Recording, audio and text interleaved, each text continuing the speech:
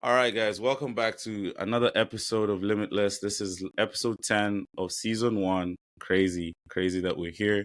And on today's episode, I have the pleasure of chatting with Stanley Reshai. And Stan is a passionate freelance content creator, and he tries to capture unique, relatable moments in every image that he takes. And Stan also believes in producing visuals that the audience can connect with the centerpiece being emotionally compelling and thought-provoking images.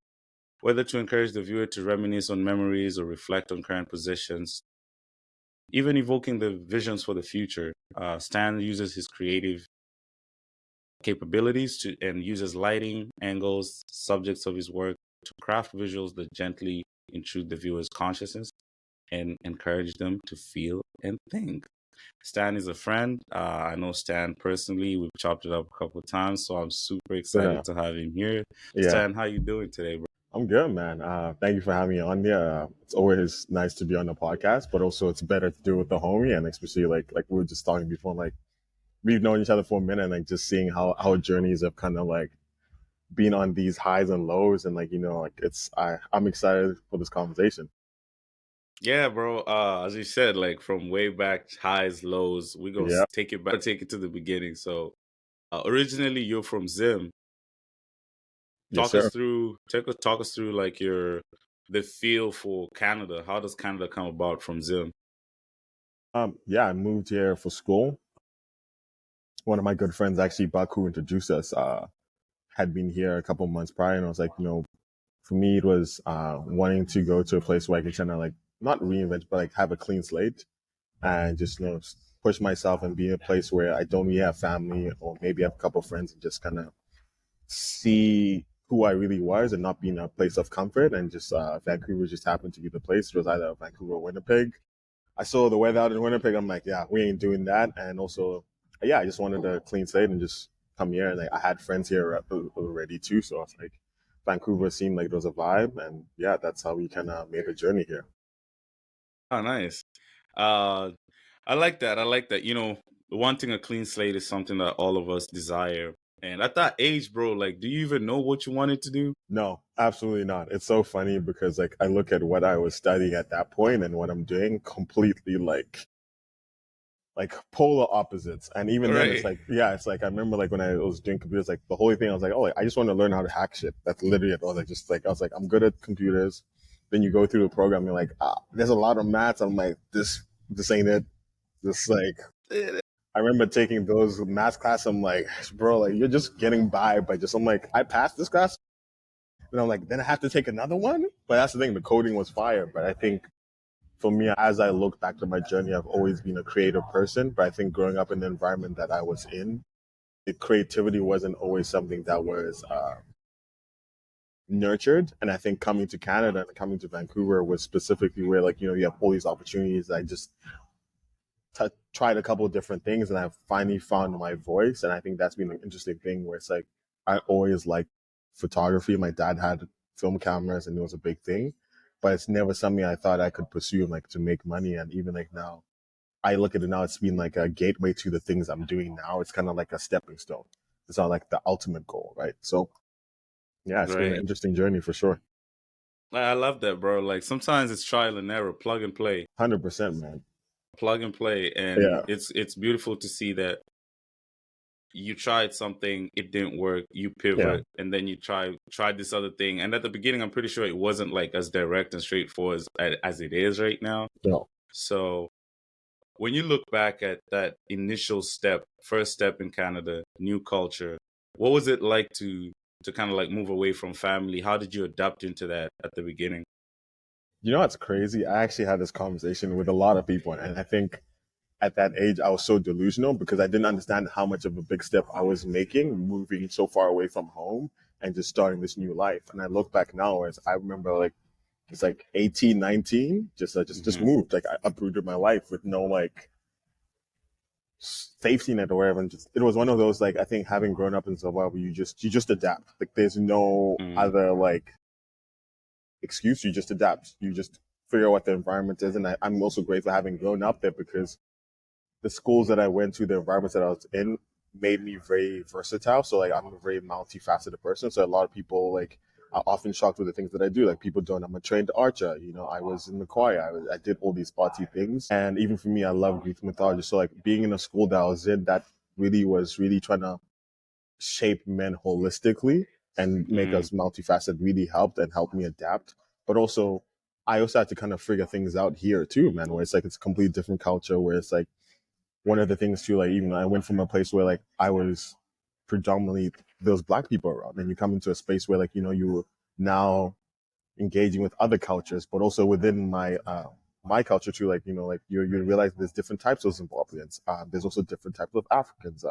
You know, I had traveled from a young age because my mom was a flight attendant, and I'd been pretty like exposed to a lot of things. But coming here was like like was a completely different ball game, and then it's one of those things you just adapt, and you realize like I did it at a young age, and I think a lot of it I owe it up to like being delusional. I didn't know what I didn't know. I was just like here, just living. Right. I want to touch base on something you mentioned real quick. Like, Yeah. I didn't know this Yeah. about you. Like, you did archery and then you did Greek what? Like, there's a lot of So, creativity yeah. outlets that you did. So, like, when you say you felt like back in Zim you were kind of boxed in, or Yeah.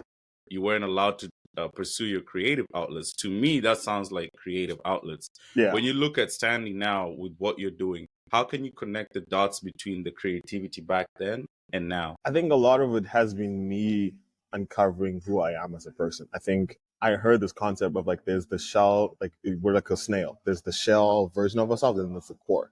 And I think what often happens is you're trying to bridge that gap of that in between, right? I think a lot of me was the shell was like the outside version of who people perceive me to be, and the core is who I was as a person. So like now I look at it like people don't know I'm a huge history buff. Like I love like even like before I left, I wanted to do like I wanted to be a lawyer, so I took like English literature, like I did history. So these were all these things that were like I didn't know were like creative outlets. I was in the choir, I acted, I did all these things, and I played sports. So it's like looking back now, I'm like it's those moments I think that were kind of like the first domino that fell. And then when I moved here, it's then like now you come to a place where like there's like photography, there's videography, there's modeling, there's all these aspects that necessarily weren't as available to me back home. And then you come here like, oh, like I just tried different things. And as I look back at my journey, it's just been me connecting the dots, me just trying stuff. So even the archery thing, what happened was when I graduated from high school, I worked at my high school, and they wanted to start this new program. And they're like, hey, like I was a student teacher. Then they're like, hey, like we need someone to kind of take the class, and all the other teachers didn't want to do it. So me and my best friend were like, we get paid to do this, and this is kind of like I'm like, fuck it, you're gonna pay me, yeah, you're gonna pay me like $500 for the weekend, run it. And run like, it, yeah, so I got trained as an archer, and then like even like now like I'm doing it still, but like it was just something that just happened. And then when I tell people that, I think it's also the thing too, it's being put in a box, because when people see black men specifically, there's often this perception of who I am. Like I'm a very big dude. I'm not. When you first meet me, your perception of me is a lot of the times very different. Like one of the things I've heard is like, you're not what we expected. Like, I'm very soft spoken. I navigate my life in a certain way. So when people look at me, I'm a lot more intelligent than they think, because they just think, oh, he's just a media. But like, no, like I actually like I love poetry. I write poetry. Like I create content. I do all these things, and these are all things that again, like because I look back, like my final years in high school, I did poetry, like English literature, like something we have to do, like analyzing it. I know how to make sonnets. All those different things that when people look at me like, what, that? Yeah. So yeah. kind of tying back to your question, it's like I think a lot of it is been me tying different aspects of my life and bringing them together. Right. That's been the thing. So, and I think certain dominoes had to fall at certain points, because had I, for example, not grown up in Zimbabwe and had that experience, then moving here and then being in the environments that I'm in, and then even like now, there's certain things that have happened. I'm like, I could have never have even imagined. Like even me being a photographer and videographer was something I never had even imagined. I'm also a model. Like, I throw events, I do so many different things, but it's like all these dominoes that had to fall at certain points where I'm just like, that made me kind of fall into it, or like I had to make certain pivots, right? So yeah, I think it's like we're all creative. I realize we're all creative. I think sometimes we just don't know we're creative. And I think when we've thought about creativity, we just think, leave it to the arts, but like someone who is an accountant is creative because the way they think is like, they're able to their brain works a certain way. People who are like builders, like they're able to like piece things together, like architects. Like it's creativity is not just limited to like photo, video. It's like the way you see life, right? I think we just don't know how to channel those things. Yeah. Yeah, it's just not limited to like the arts or the artsy side of life. Like there's creativity in all aspects. So yeah, I mess with that. And I think one thing you keep bringing up is photography and videography. So if you don't mind taking us through the first time you picked up a camera. Crazy enough, I think it was my second year in university. I then ended up switching to this program called SIAD. So it's like interactive art, so it's photo, video, graphic design, because the computer science thing was just not happening. And then I never planned on actually... Hold on. Before we get to that, the switching part, because I know there's an aspect of, I don't want to call it failure, but there's an aspect of, damn, I really can't hack that, but I thought I was good at that. I thought I was good at like, how did you make peace with that? How mindful were you when you were switching from one avenue to another? Honestly, again, going back to delusion, it wasn't a matter of me failing. I think it was, there was an aspect of it, I'm not gonna lie, but I think a lot of it was intuitively, I knew this is not what I was called to do. I think there was a part of me. Now, as I'm older and I know how, and I check in with myself, I'm able to realize I knew that's not the direction I wanted to go. So again, at SFU, they make you take classes in different faculties. So I do that when I took the graphic design course. Something about that was like, oh, like, this is dope. I can see myself doing this for the rest of my life. And it was nice with that program, like all my credits were then able to like switch over. So like when I did the coding class, I didn't have to take one of them, and a lot of them were just like easy because I love the coding aspect of it. That now I was just able to add the graphic design and the photo and the video. So what actually happened in my second year, one of the classes after I just switched into this program, one of the classes I wanted to take was full. And then my advisor was like, yo, like, this is the photography class that will help you. And in my head, I'd asked other friends, I'm like, this is an easy A, bro. Like, I just have to show up, take photos. I'm like, how hard could this class be? It was a lot harder than I thought it was. But it was one of the things I'm so grateful for because my professors were super dope and super young.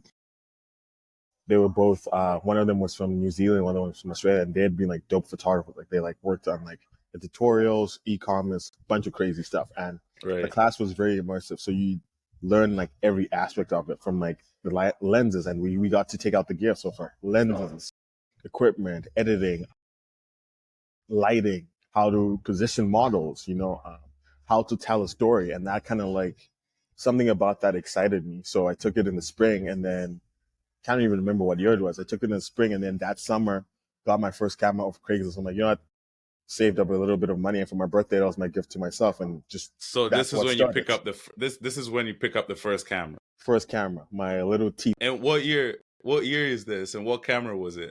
I can't even remember what year it was, but it was like Canon T4i, and that was like the camera at the time. And this guy on Craigslist just like sold me an extra lens, and that kind of what started it. And then after that, I took the video class. And then the next semester after that, I took the documentary class, and I was like, oh, okay, cool. Like there's something there. And then for me, I'd always wanted to run my own business, and I didn't know why. And then one of my friends, Buck, was like in the entrepreneurship program. He's like, yo, bro, you should take this faculty, like take these courses. Like, it doesn't stop you from graduating. And like, I think it'll be beneficial because he had done it. And in that class, I was then able to merge the business aspect of it with my creativity. And then at that time, my business partner, she was in marketing. That's how we start this agency. So like now we are like 21, starting a creative agency with some experience, but actually not knowing what we were really doing at that point, to be honest. I look back and I'm like, we were just a lot of the time just winging it. Just vibing. Just vibe. Like the school was funding us. We're like doing stuff. We're like, damn, like we're actually doing the thing.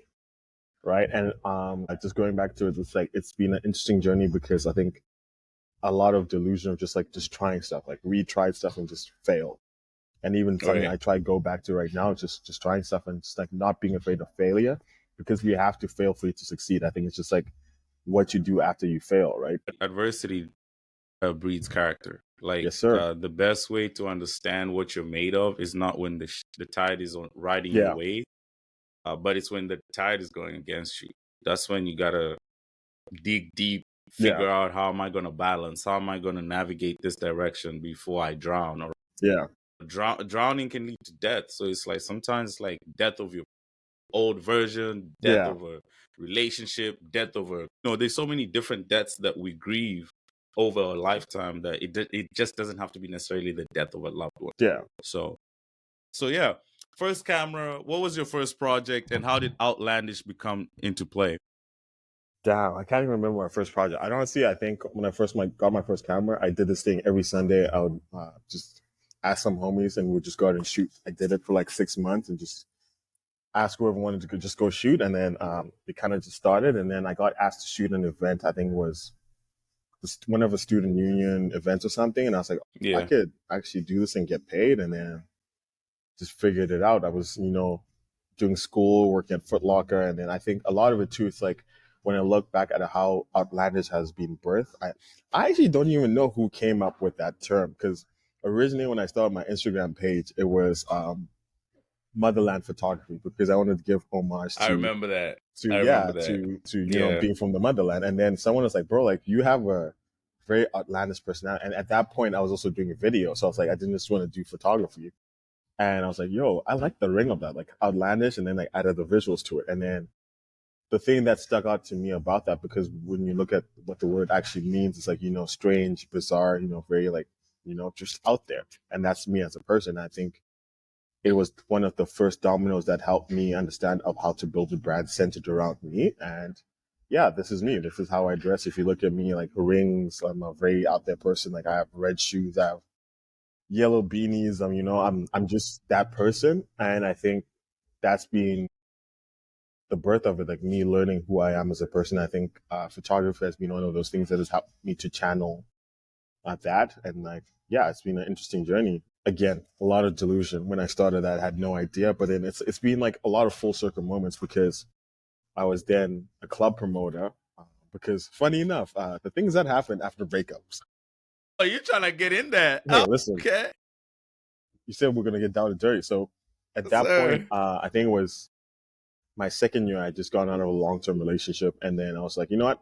I'm gonna do what they say in the movies. We're just gonna out there, just like join a frat and just wild out, Live a little. live Live a life. little. Yeah. I joined a little bit of that street life, and that's the thing. Like, because of just my person, I'm a very friendly person, outgoing, so it's very easy for me to make friends. And what ended up happening was, I joined a fraternity. Shout out Phi Kappa Pi, and one of the guys was a promoter, and he's like, "Bro, like I like your personality, I like your your taste in music. I feel like you would fit in." And what was happening was, at that point, I was going to those clubs that they promoted all the time, where it's like I would show up to the place and I spoke. Like it's so funny how it even started. I was the type of person to show up and start talking to the bouncers because no one ever actually said, "Yo, what up?" and know their names, that type of thing. Right. And I would skip the line all the time. They kind of knew me, and they're like, "Bro, like you kind of just should do this. You know a lot of people. You're in university. Do you want to get paid to like promote and get free drink tickets and get paid?" I'm like, "Well, I'm already spending a lot of money on drinking and cover anyway." Hey. And I'm Hey. like, "I can get the homies in." I'm like, "Say Bruh, less." say less. So But you know what's funny about that? It's like that money part, just as a sidebar, like, bro, where were we getting the money at that age? listen, Because if you ask me, bro, I was broke as hell at that time. I no, was like honestly, broke as hell. But how honestly, the hell was I buying shots, with whose money? and honestly, I look back because I look at a lot. It's not like I made any substantial purchases at that point. I didn't Mm-hmm. travel. I didn't do anything. But I'm like, where that money like went, I actually don't know. So, and it's not like at least now I understand. Like I actually put money into like my gear and like the things that I wear and that type of thing. But I'm Right. like, then I'm like, I wasn't like I still dress nice, but I'm like, I wasn't buying the stuff I'm buying now. But it's just Mm-hmm. interesting. But I was like, even then, I was like, like something's gonna give because I'd wake up some morning, and at that point, I was going out quite a lot. I was like, maybe 3, 4 nights. Yeah, I remember because especially in the summertime, there was nights like would go out like we knew where to go Back Tuesday, Wednesday, Thursday, Friday, even Sunday, bro. Like, and it got to a point where I was like, like this is not sustainable, and I need to make money. But it's so funny because that's one of the dominoes that had to fall because me then working for HiFi opened up a lot of opportunities because I got to meet a lot of people. So even at that point, how my photography page was able to grow because I meet people and just like follow them on Instagram. That was my main page, right? And that's also helped me grow my page. And then I ended up being mentored by one of the guys who was shooting content. Shout out Jason Vaughn. And I was like, yo, like I just want to learn how to shoot club photos, and would you mind mentoring me? And what ended up happening was I started covering for them when they needed people to cover. And then he's like, yo, I'm leaving in 2 months. Do you want to take over? And then I became the guy for a That while. is crazy. And it's That crazy. is That's what I'm saying. crazy. Like a lot of people think like, and especially if you know how the nightlife photography business works, it's like, it's the same people shooting for the same time. Like it's very hard for you to like, there's no like job applications where it's like, oh, like, hey, like, you know, it's kind of like, you kind of need to have an in, and that's kind of like what catapulted a lot of like opportunities I made. I've actually gotten some clients from people in the club, like, yo, like you shoot club stuff, but what else do you shoot? You know, I met Right. a lot Right. of artists. Like it's been like, I look back, even like sometimes, you know, I get memories from like my stories. I'm like, damn, like Yo, yeah, I've lived life. take us through that shoot with Nas. I think you did a shoot with Nas. Was it Nas or No, Fabulous? fabulous, It bro. was fabulous. It Crazy. was Again, fabulous. shout out Yeah, to my I wanna hear that one. shout out to my boy Buck. So what happens is I'm already shooting something else. Buck calls me probably at 9 p.m. He's like, bro, are you free right now? I'm like why? He's like, yeah, well, like I guess I can't remember what the situation. I can't remember if someone's shooter, his shooter couldn't make it, or something had happened. Someone had bailed. And I was like, yo, can you shoot? So like, okay, I'm shooting at celebrities for something. So I end up getting my boy to shoot that, and then I meet them in Yale Town, and then I meet him, chop it up, you know, like spend the whole night with him. I end up leaving until like 4 in the morning, and then he's like, yo, like let's take some fit pics, and we take the photos. I'm like, again, like I've had these moments where it's like it doesn't sink in until afterwards. And then he posts them a couple of months later. And it's like one of those moments where like, damn, like, you know, like I actually did that. So again, it's like one of those things, a lot of like dominoes, a lot of things had to happen. And I think I'm grateful for the people who've been in my life, people like Buck, who's opened so many doors for me and I think have genuinely been there. But also I had to live up to the standard, right? Because, you know, people just don't give Right. you a call because it's also like I'm an extension of him now. So people just don't give you that call unless, you know, you've done the reps. And that's the thing. If you look at my catalog of work, like I've shot so much, man. Like I've met a lot of people, like especially in that industry. Like I'm actually one of the plans. I'm not gonna say what it is, but I have this plan of an idea I have with all those photos that I've taken throughout the years. But even then, even at the crib, I actually just printed like all the photos of the artists that I've taken. I've like met people like Black Coffee, like Ty Dolla Sign, Retro Booming. Like it's crazy. Like I have some photos of Drake that night he came to Fortune. I'm like Jack Harlow before he was Jack Harlow. Like it's I have a Bro. I look like I have stuff in my hard drives. I'm just like when I drop the idea, I'm like this. You know, Yeah. it's gonna. Now But we waiting. yeah, We waiting. We waiting. Work on it. Cook. Let it cook and remain yeah, humble, bro. Cook and remain humble. Shout out to Buck, man. That yeah, that that guy plugged as hell. Always got good energy. yeah, You got to get him up here, bro. I need that nigga on the pod. But yeah, anyway, so side note. So in terms of like the photography journey, it allowed you to meet a lot of people. You've transitioned from the club photography to like actual like events, and you do your own events. You shoot yeah, podcasts. You've done a lot of things. yeah, Now, from that journey, I know there's been ups and downs throughout the yeah, journey of life. There's always ups and downs, yeah. and I'm curious to know how that affected your mental health when you're going through these ups and downs. Mm-hmm. Because the nightclub life it's dope when you're Savage. doing something, Yeah, but but at the it same wrecks you. time, Yeah, it can really fuck you up because like if you're not careful, you're yeah, not sleeping well, you're not 100%. eating well, and these habits kind of trickle down to your overall Mm-hmm. mental health and wellness. 100%. So just out of curiosity, like throughout this journey and trying to like navigate mental health, how has that been as you've transitioned to be the brand that you are? Because I feel like right now you're in a very good space, which I'm happy for you. Yeah, it's and even then it's funny. Like it's a lot of highs and lows. I think for me, what had to happen, I think at the end of 2022, I was in a space where I just wasn't happy. A lot of things in my life Take were us, just, take us through the yeah. sequential moments that led to that unhappiness. At that point, like you said, like I was shooting heavily, and I was shooting 4 nights a week, shooting content for a CrossFit gym. So like I'd be up super early in the morning, like 5, and then be out in the clubs until super late. I was in a long term relationship too, and because of the version of myself that was then, I wasn't showing up in that relationship in the way I should have. My dad had also been really sick in hospital, and like even financially too, like I wasn't making as much money as I should have because I didn't know what I didn't know, and just, it was also post pandemic too, so it's like still kind of recovering from that. I'd been a bad friend and bad partner, and just like wasn't stewarding the things that I'd been doing. And also like faith has always been a big part of my life, and like that was not really existent. So I remember end of 2022 kind of I'd reached this moment, this like you hit a wall. And I remember Right. just making this prayer. I'm like God, like remove anything and everything and anyone that is like stopping me from being the best version of myself and growing. 2023 begins, and like my life was on fire, literally. I don't recommend, if you're a believer, I don't recommend you make that prayer, because ultimately, On I take fire in a good way, or like it was on fire in the sense of like I had to go through the fire to be purged. The right? biggest things, I had to be purged of that version of myself because that he wasn't showing up, but also I had to be purged of certain people who were in my life, not because they're bad people, but I think we were just going separate directions, and then that separation needed to happen. And also, I wasn't taking care of myself. I take full ownership of everything that has happened. I don't blame anyone else. It was all on me. But I think a lot of it too, like I realized as I've reflected now, and how I wasn't able to show up in that relationship because I was always working the club, and so I wouldn't be able to give her attention. And also, I hadn't dealt with the trauma that I now realized what had come from childhood, right?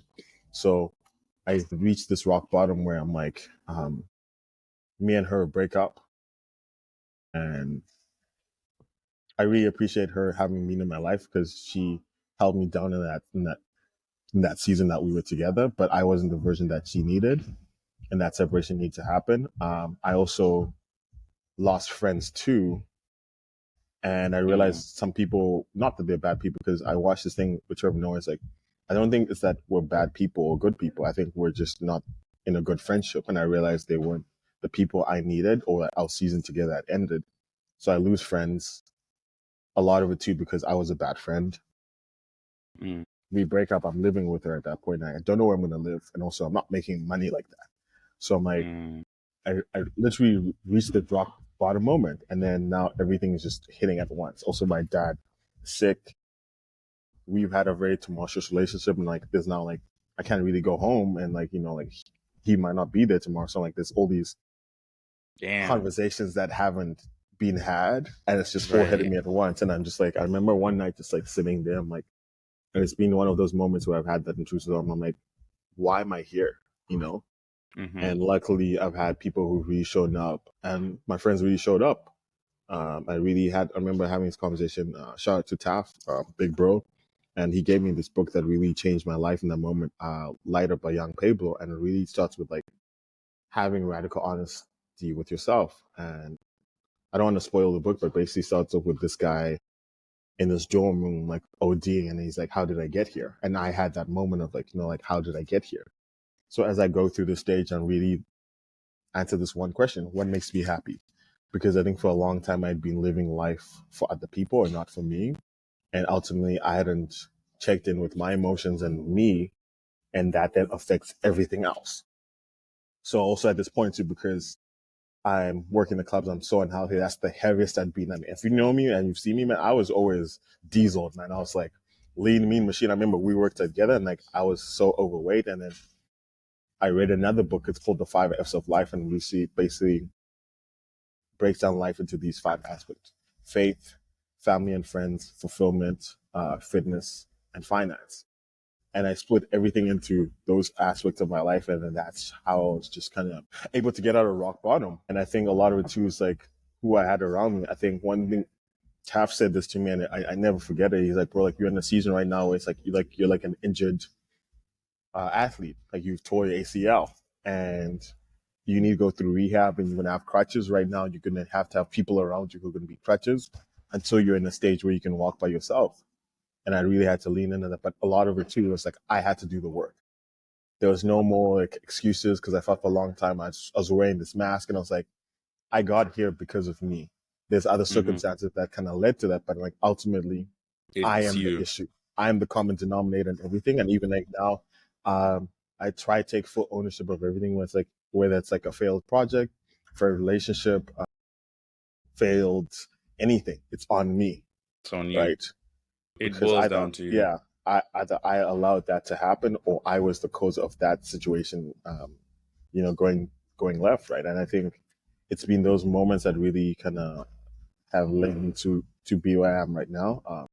Even talk about men's mental health. I think a lot of it too. I put this post out that went viral when I was just like talking about being in my feelings and what that meant, and me dealing with like those intrusive thoughts and being suicidal, not being able to be vulnerable and struggling with that, and also the issues that come with men being vulnerable, or like society we live in that makes it difficult for men to open up and be that version, because especially growing up in the African context as a man, there's certain things you can't do.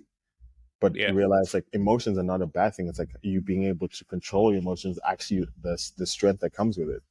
So that journey kind of it's been a lot of dominoes. And even then too, like as I was going through my own struggle, I lost one of my good friends from the fraternity. This guy had, Damn. was, living life. He was recovering. Had been sober for a while, recovering addict, and like, being sober. And I don't know, somewhere down the line, like something happened and he kind of just lost control. And then we, as his friends, also didn't check in on him. And then he passed away. And it's kind of those moments when I think we often forget we're going to die at one point, and we just live life recklessly. And then when you see someone who's close to you dying, you're like, damn, like that could This be shit me. is real. Yeah, this is real. This shit Like, is real. I try to live each day to the max, because like I don't know if today's going to be my last day. And that made me reassess, together with everything that happened, kind of made me reassess my life and where I wanted to go and who I wanted to be, and just answering that question, what makes me happy. And the crazy thing, as I was going on this journey, I was now asking my friends or people around me. And then I realized this ultimate thing, that people don't know what actually makes them happy, like genuinely makes them happy. Quick question. What makes you happy, Stan? For me, it's been a constant change, but I think for me, it's being the best version of myself and allowing people to do the same. That's really what it is. So, funny story, when I was, I think 16. Before you go, Yeah, do you tie your happiness to your identity? no, it's not tied to my identity at all, because that can change. And I think a lot of ultimately what has happened is my happiness is based on my faith. There's this concept where it's like, I'm a Christian, I believe in God. And it's like, the more I seek him, the more I've been able to find myself. Because the way it was explained to me, it's like, like God is ultimately our manufacturer. He has the manual, and we have to go to him to get the instructions on how we're supposed to live our life. And the more I've been kind of having that separation, not doing what I want to do. And like, that's why like a lot of things, as I look back, how I've been able to be in the positions I'm in and certain things that have happened has been not by design, but some things were by design, and some things like, just had to be shifted. Because there's even a moment where like, even in this breakup and all that stuff that happened last year, where I started going to the church that I go to now, shout out Love Quest, and I'd never been to this church or anything. And the week before that, I prayed and I was like, God, am I supposed to fight for a relationship? I don't know what I'm supposed to be doing in my life. And then I had this come to Jesus moment where I don't know what else to call it. And the pastor comes, he prays for me, and he says things that, for someone, he didn't know me. And it was like, he says like, I made a video about it, and that's my testimony. And everything that he said on that day is either has happened or is actively happening. And it's like, that's why for me, like, that's what has helped me come, like, even when I'm like, when my world is on fire, I'm just calm, bro. There's this peace that I have. I'm just like, okay, cool. You don't get to that point if you don't do the work. Like you don't get to that point where True. like your True. world is burning Yeah. upside down. You don't have the the things that you desire in that Yeah. moment, but the faith that you have. So I'm hearing like for your mindfulness, there's a lot of like faith in God. That's where you draw your desire to, not desire, but your kind of like your essence for Yeah. life. What? Yeah, it's definitely, that's the major thing for sure. But there's other things now. So even if you look at my page, people are like, bro, you work out a lot. Honestly, working out was part of the way I was, because when I read this book, it's like you have to find healthy outlets of releasing those emotions. So during Right. that time, one of the things I did was work out. One was also to get myself into better shape, but became a healthy outlet where like now a lot of the times my friends laugh like when I post, because I do this thing where every single day I work out, I have accountability partners and I post. And my friends can tell when I've had a bad or good day based on the workout and story that I posted, right? But also a lot of it too was like I was able to now to have spaces where I could articulate my emotions with my friends and just Mm, vent, but also not just vent for them, also like hold me accountable, like, hey man, okay, like you feel this way about this situation, you're entitled to feel this way, but also you're not looking at how you played into this. I right. also started doing therapy as well. That really helped me give good, healthy coping mechanisms. Because even last year, I was in a situation where a lot of my friends have never seen me get violent or be aggressive, but there were a lot of situations that had I not done the work and been around certain people, you'd have heard Stanley has beat someone up. And it was a situation that must have been justified, but it was that moment I was like, I have to leave nightlife because it was a very triggering environment for me, but also I had to stop drinking so I can be in full control of my body. And I went sober for 8 months. I was working out consistently and just doing the work in therapy, reading books. Also, Right. people came into my life who actually helped me to be more emotionally intelligent. And I'm Hmm. still on that journey of like learning to be vulnerable and doing that. And that's why even the things that I've done has been almost like selfishly for me, for the younger version of me. These are tools now I wish I'd had sooner. Use them to help other men and other people. So yeah, it's been Hmm. and thank you for saying that, because a lot of it too, sometimes we don't take the credit for the work that we've done on this journey. It's not just like, Mm. you don't just wake up one day and you're not that. It's not magic. Yo, yeah, it's It's not not magic. magic. Yeah. I was talking to somebody the other night and I was telling them how your life right now is, I equate life to like being a mathematical formula. Hmm. So for a formula to work, if you did math, for a formula to work, you have to plug and play numbers. Yeah. And sometimes when you're decoding that formula to get to Yeah. like a certain answer, Hmm. certain numbers won't work Yeah. and certain numbers will give you the right answer. Yeah. That's how I equate like life in terms of like trial and error. Like when you're Hmm. figuring things out, you're literally plugging and play to this formula because we have the formulas. Yeah. We're not the first human beings to live life. Yeah. Every single generation knows if you sleep well, if you Yeah. work out, if you Yeah. maintain healthy relationships, your overall wellness will be good. The formulas are Hmm. out there. So it's up to you to choose, okay, do I wake up early to go to the gym or do I sleep in and not go to the 100. gym? Because now overall, the reason I'm using the formulas is after you plug and play these formulas like for X amount of time, Hmm. the consistency and the duration of that will show after years. So this version of you Hmm. was being made 5 years ago. You were making those plug and play decisions five Hmm. years ago because now you're So, able to show up as yourself yeah. fully based on this sequential events that looked so trivial back Yeah. then, but now they've formulated to become Stanley Yeah. that you are today.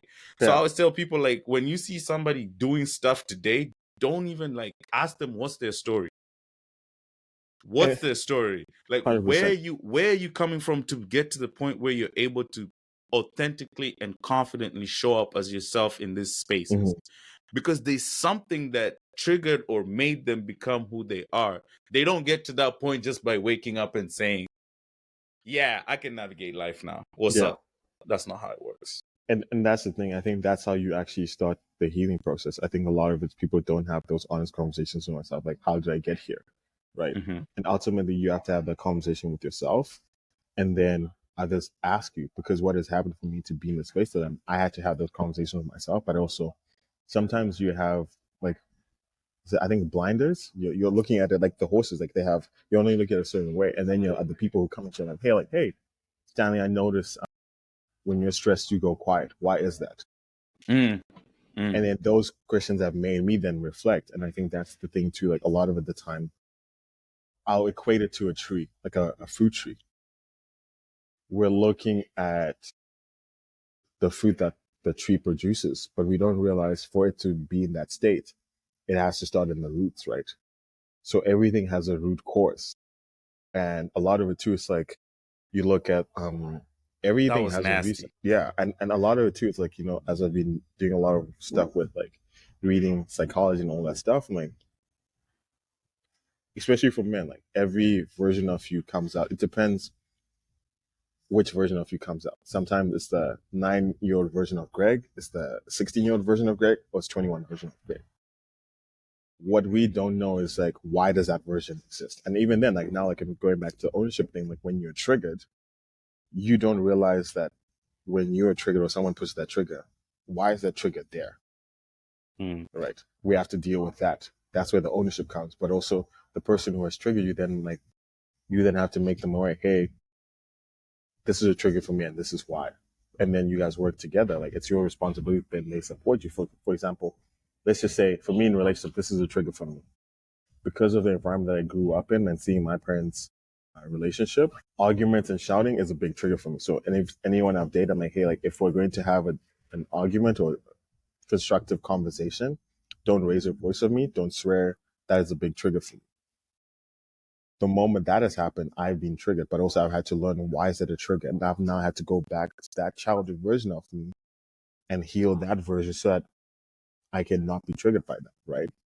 And it could be whatever it is, like like when you look at and that's I think sometimes where we have to give people that grace, because people always look at the behavior and don't ask why, which is a crazy thing. The story. And that's once you understand the story, then it's like, again, you then know how to show up in a certain way, but also it allows that person to then like start doing the work, but also the person has to do the work. Bro, I could go, this segment right here could go for hours, because like I think there's one, I love, thanks for sharing that. That was dope. Great awareness, great connection between what triggers you then and now, why that happens. I find it so hard, like, and I find it so disheartening in this current generation where two people cannot work through a situation that you're trying to work on actively. Because to heal that child, you have to embrace that child. If I give you a hug for today, hey, yo, Stan, nice to meet you, you're doing great, hug, I go away. If I consistently do that every other week, before you know it, your mechanisms or your affinity for my presence will grow fonder. It grows fonder. And that's the same way you got to go and hug the younger version of you for seeing things and experiencing things that you had no control over. It was never your fault because you were just a child.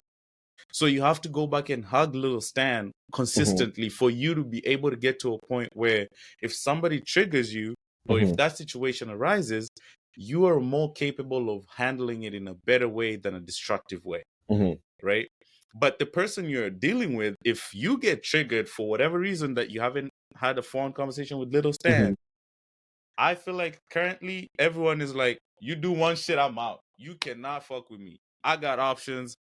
There's an illusion of options, bro. Like no one is allowed. People don't want to work together. And I feel like two people coming from two different families and two different households, it's like, hey, meet my needs. And she is screaming, hey, meet my needs. But then we're not listening. You're just shouting and I'm shouting. And it's our little inner versions that are just saying, I just want to be taken care of. But do we actually take the time to understand, why are you shouting? Why do you want me to understand that? Yeah. And do you know what it is? A lot of it is because that's been the deception that people are supposed to make me happy. Your happiness is based on you. And your healing is based on you. You ultimately have to heal yourself and make yourself happy. Right. Because if your happiness is dependent on your status, your partner, your friends, your title, because those things can go away. Right. And that's why for me, like that's been the state of peace where I'm like, I'm happy with the version of me. And like you said, like you have to then go back and do the work and heal the version of Stanley that was, And that's the thing, ultimately too, like this is where like the ownership and the accountability comes in, where it's like those things happen. Don't not acknowledge them. But also that can't be an excuse for you not moving on. Because and the thing I heard is, yeah, you it's like you can only take account for the day. There's 2 days you have no control over: the day you were born and where you were born, and the family you were born into, and the day you die. But you are responsible for the decisions you make in between those 2 days. And that's been the thing for me. It's so funny. Like now, even my struggle with manual, and this is the thing too, as I've delved into, like, especially in that men's mental health space too, what has happened a lot, especially for men, I'll speak for men specifically, and this is my own take on it. When you look at a lot of, like, again, this is the history geekiness coming out, where it's like you look at all these societies where, like, the Romans, the Spartans, even African warriors, any warriors of some sort, there was a rite of passage where you were 16, you had to go through these things for you to become a man. And as we have gone through this age of, evolution, we've kind of missed those rite of passages, right? Or if they are, there's very negative things where it's like, for example, like, men are told men don't cry, or, you only have one girlfriend, or like, from a young, there's all these negative things with them. But also we haven't been, there's the flip side of, like, how do we teach men to control their emotions? And that's the thing too, like, especially right now, it's like there's these polar opposite ideas that are now happening, where it's like, you can't be too emotional, then you're a simp, but you also need to be a stoic, where it's like, no, you actually need to be in the middle, where it's like, there are times as a man, I need to take my emotions out of it and just show up and do what I need to do, but I also need to come back and be like, why do I feel that way? Because that's how you become a holistic person. Like, emotions are not a bad thing, but your lack of ability to control your emotions is the issue. So going back to the situation, yeah, yeah. So for example, let's say you and I get into an argument, right? And I punch you.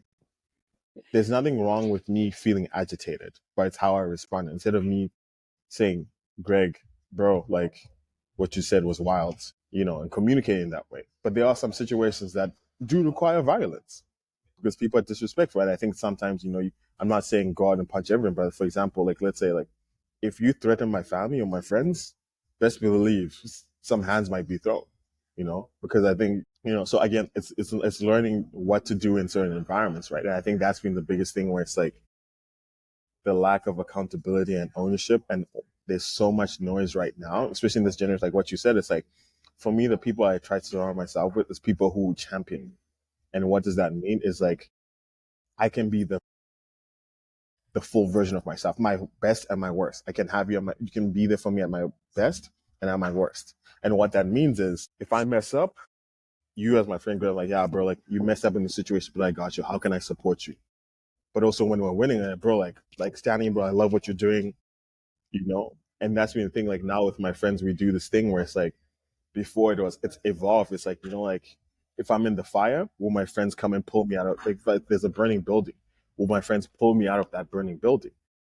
But now it's evolved to like, no, like, I'll look at a building, man, and like, my friends be like, bro, Stanley, that building you're about to go into, bro, I see smoke, bro.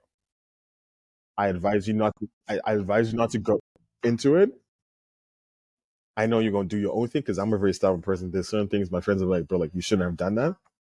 I run into that building before the fire even starts. They pull me out, but then it's gone to a place they're like, so we pulled you out the fire, but we told you not to do this. And that's a level of, like, we have a symbiotic relationship, in the sense of, like, it's a two-way street. It's not just me pulling them out of the fire, and then, there's a level of accountability, but also there's a level of grace. I'm like, okay, you're struggling with this. How can I help you? I'm just a support system, but ultimately it's your goal to do. And that's the thing. As humans, we're never built to be alone. Yeah. Especially as men, I think there has to be those levels of relationships where it's like, for example, people go through stuff. Like, you go through a breakup, like, you need to be able to talk about that instead of us just going to the club. Yeah. Yeah. Crazy, bro. Crazy. Yeah. 100%.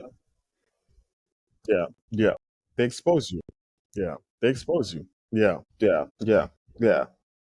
Yeah. Honestly, every relationship, to be honest, bro, every relationship shapes me in a good or bad way. I think a lot of it too. Um, I think we just go through certain seasons, and I think also like again going back to the you or the common denominator, right? The version of you in that state determines the people around you. I think for me, like as I've gone through certain seasons in my life, I've understood like I was a good friend to certain people, or a good partner, and there's also moments I was a bad partner, or a terrible friend, or a terrible son. And that's been the thing for me. Like I look back, for me now, the relationships that shape me the most right now is my mom. My mom has always been my champion with everything I've done. She supported everything I've done from jump, from day one. Like for me, even like when I started doing this photography stuff, the modeling stuff, everything. I remember like I did a sax campaign where I'm like naked. My mom was like, "Okay, okay, model," and then she sent me a photo of me when I was like 5, doing this modeling competition. She's like, I always knew you were different, right?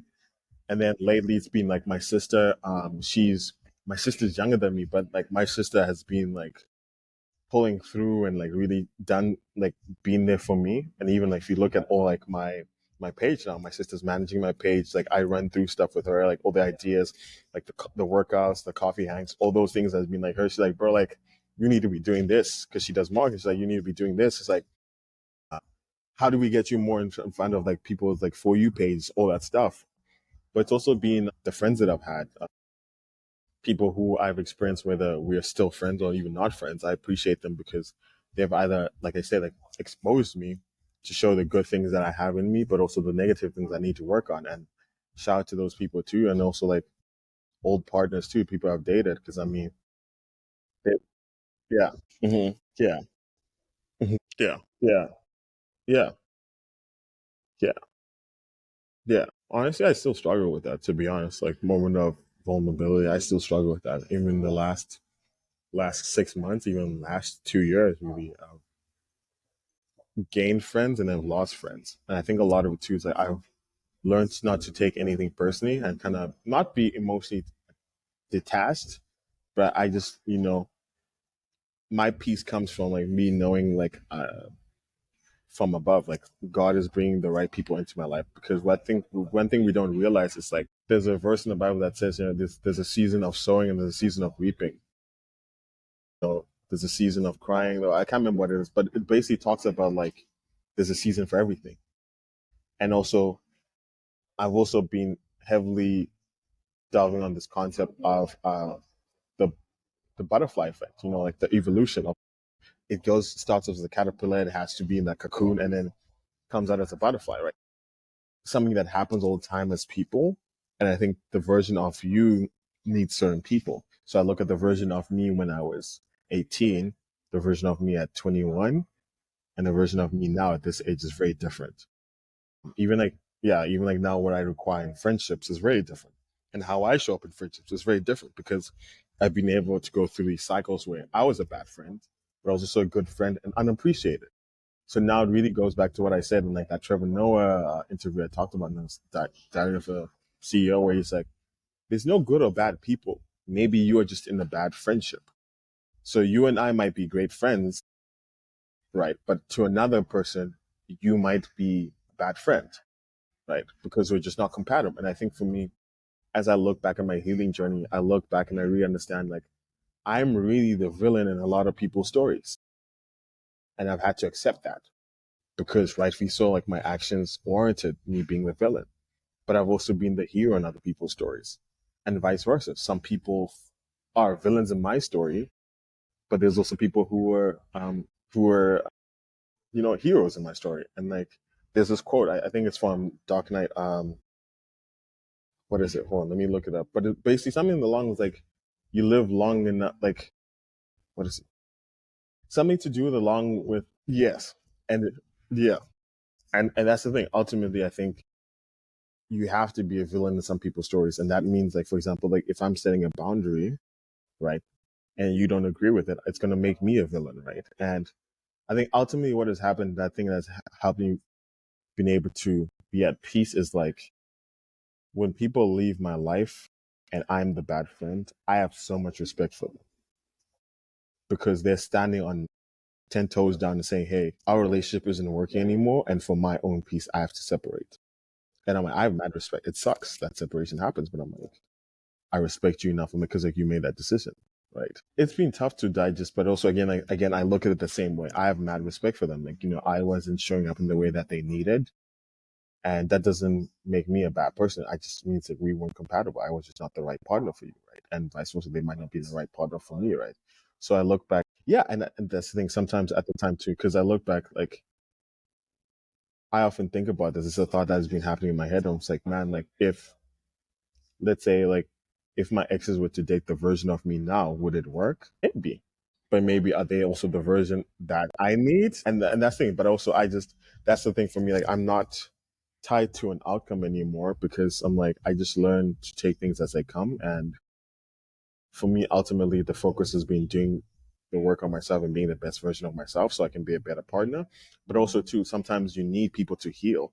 I realize as I've gone through those relationships and friendships, they've taught me things about myself I need to work on, but also things I need to consistently like not change. I'm a very like, here's the funny thing. It's like sometimes I read this quote and I heard it somewhere. It's like the very same thing that makes you attractive to some people ends up repelling you afterwards ends up repelling them afterwards. So, and then even I'll actually expand. So it's crazy. I've had crazy 2 weeks where I've had these serendipitous moments. So I was shooting for this guy and he does a podcast and I met this guy and his name's, I think is Dan Dalton and he's, crazy entrepreneur. Like this dude's making millions. And I was shooting an event yesterday and he doubled down on it. And he's like, you need to be the best version of yourself and one thing is going to happen. One and two things is going to happen. You're going to repel the people that aren't supposed to be in your life, but you're going to be attractive to the people you need in your life. So me being outlandish and being me irritates a lot of people. Like I walk into certain rooms and I can already tell someone bugs me. It bugs them. But also there's people like, damn, like I like this guy. That's my guy. And like that's the thing. So even like now that's been like as I've been navigating my brand where it's like when you look at my brand and you look at me, there isn't a separation. I am one and the same.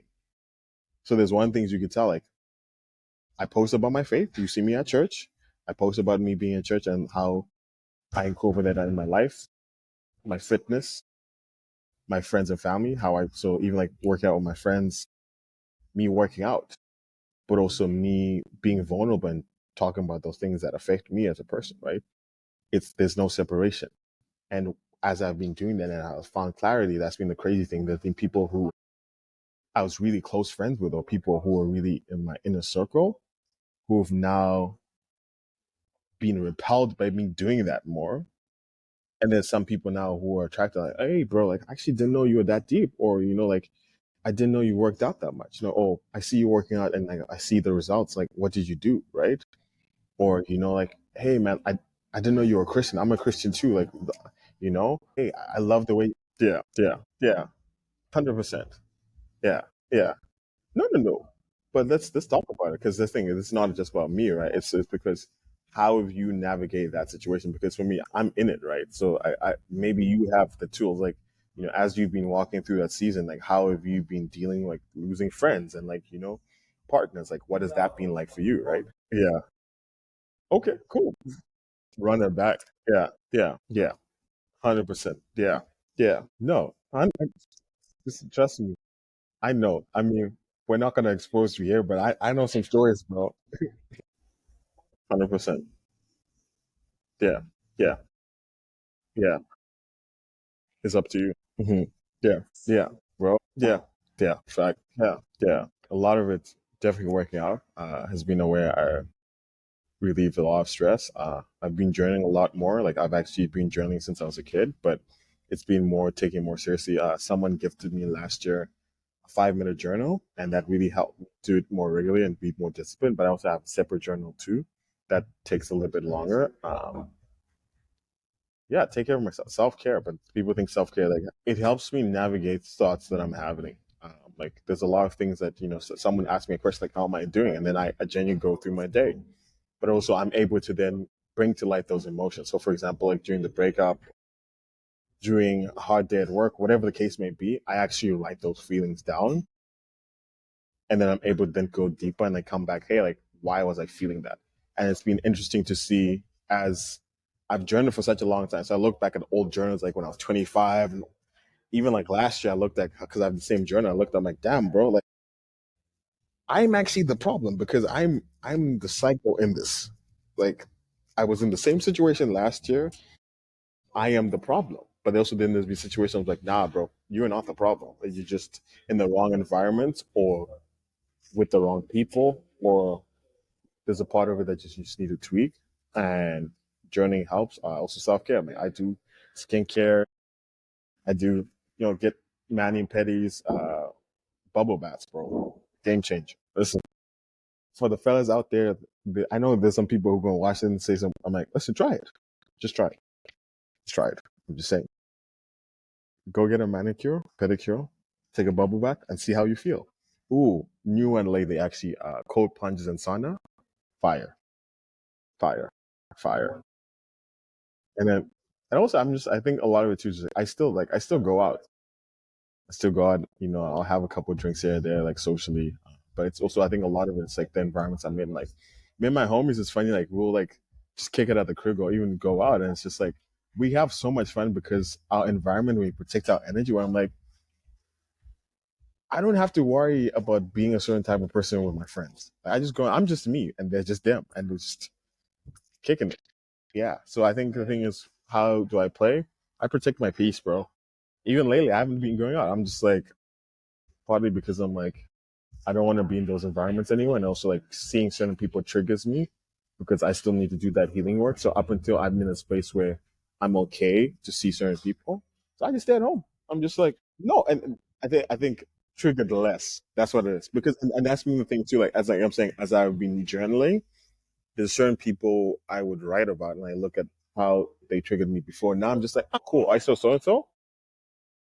I felt something, but it's not what I felt last time. And it's just like, and also then you realize sometimes people just be moving mad, but I'm also like, and I think that's the thing, that's going back to what I said before. It's like going to the root of it. I'm like, why is it a trigger for me?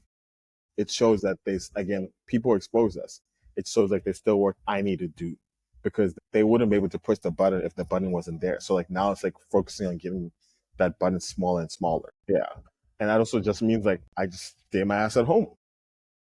Yeah. I mean, you can still get in trouble at home, but I just stay out of trouble in general, man. I'm just like, yeah. So I'm doing Check-in 2.0. It's a men's mental health event, but it's also invites women into the conversation. So the concept of the check-in is something I found last year that's helped me navigate all, I guess, the mess and like the damage and the brokenness I felt.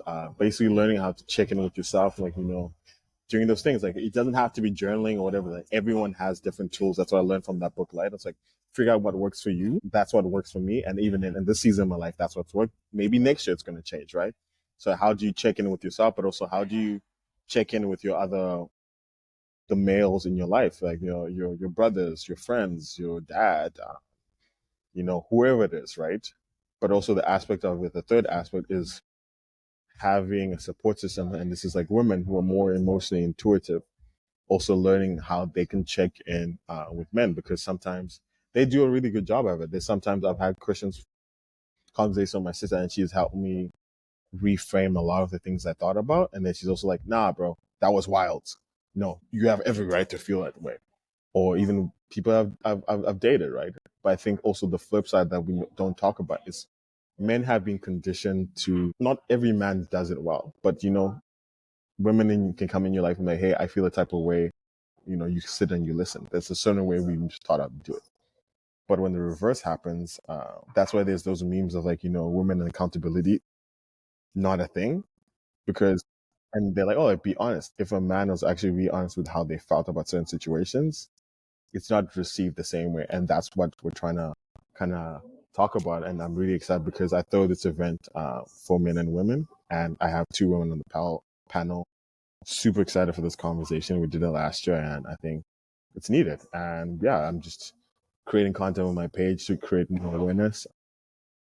It's going to be the last event for the year, but yeah, just follow my page. If you're looking at this, I'm always doing a lot of cool things. If you want to collaborate, if you have ideas, if you want to sit down and just talk, have coffee, whatever it is. Follow the boy, bro. Okay, we gotta. You and me need to do a workout with the tribe. Okay, we gotta set that up. Yeah, I see you, my boy. My boy be looking lean. Okay, you've been putting in work, man. Yeah, yeah, 100%. Yeah, no, it's gonna happen. We're gonna lock one in after this for sure. Everything is happening the way it's supposed to be happening. Okay, I think it's not one word. It's two words. C'est la vie. Yeah, it is what it is. Sometimes that there's nothing like there's nothing else. It is what it is. It is what it is. I'm like, there's nothing else that needs to be said. I just honestly the past 2 years, like I look back at certain moments where I'm just like, I just said, I'm just like, wow, that really happened. Cool. I'm like, yeah. I think the mo, yeah. I think now I'm learning to just laugh more because there's some moments stuff happens, I just laugh. I'm like, wow, that really happened. And I think I've because for some people they've thought it's a negative way of dealing with it because like you don't deal like no, that's actually how I do. I just laugh at these because I'm like sometimes it's actually just humor. It's actually fun. I'm like that actually just happened, and it was so funny because even last year I'll be talking to my friend, like one of my best friends, he's in South Africa, and even with a lot of the people, they're like, bro, like I feel like sometimes like you're living a movie, bro, because the way your life is happening right now, it's just like there's these unexpected plot twists where I'm just like it feels like people are writing my life. Like there's like okay, it's just too calm right now. Let's just switch it up a little bit. Let's just throw a little bit of like just just a little curveball just to see what happens. Just for the plots. Yeah, yeah. Oh, 100%. Oh yeah, for sure. Yeah, yeah, yeah. And even with that, because I want to be very intentional with what I mean. I'm not just saying you're letting life happen to you. It's more just there's moments where like it's that's how I've been able to cope with it. Where I'm like I said, I don't try to take things personally and I'm not too emotionally invested. I try to detach myself, but also there's a level of accountability where I'm like, okay, this happened. Why did it happen? And getting to the root of it, I'm like, okay, this is my role in this. How do I make sure this doesn't happen? Or how do I lessen the occurrence of this happening regularly? But also like there's some things like you said, surrender. There's some things I have no control over. And I think that's been the thing for me, going back to the fact like I have no choice in what is going to happen today. The fact that I woke up today is a blessing, and I think one thing that's helped with me journaling, it's like the 5 minute journal. It starts with like three things that you're grateful for, and when you're always in a space of gratitude, you're just like, yeah, people are friends have left my life or work is wilding right now, but I'm like, I have a roof over my head. I ate today. I have friends and family. There's always something to be grateful about. I'm like, bro, even in Vancouver, it's a nice day today. It's not raining. It was snowing yesterday. There's something to be grateful for. And I think when you're in that space of just like, yes, it is what it is, but also I'm also grateful for the opportunity of being able to live the life that I'm living right now, because I think we take for granted the fact that we're living in a life that someone is dreaming of right now. I'm living the life that I dreamt of at one point in my life. So I'm grateful for that. Yeah. So I'll leave on that note. Appreciate you for taking the time. They can find me on the gram. My photography and content page is Outlandish Visuals. That's my personal one. That's my modeling, and like where I'm just a goofball. It's just living outlandishly. But also, your boy's on YouTube now, so follow the boy on Outlandish Visuals. Everything is linked in my bio. So I mean, you find everything. Yeah, for sure. Yeah, appreciate you for the platform, man. Like this is dope, man. Yeah, I want to say before I leave, because we don't give enough roses to the homies. I've seen your journey and even you doing this, and I know what it takes to run a podcast and do it consistently. But also just like watching all the other episodes you've done, man. Like it's like you'd be surprised when you look back at like season one and you get to season five, and like how much you've grown as a person. And I think kudos to you, man. Like, I'm super proud of like the version that you're becoming, and then just keep at it. And I think, like you said, give yourself grace, man. Like you're gonna make mistakes, but I'm like, as man to man, I appreciate you, man. Like you're doing a good job. Even if you mess up, keep your head up and stand 10 toes down on what you want to do and chest up, man. And like people don't like it. It is what it is. Yeah, yeah, 100%. Yeah, yeah, for sure. Yeah, 100%. We're not letting anybody do that. Yeah, yeah. Appreciate that, man. Thank you. All right. Peace.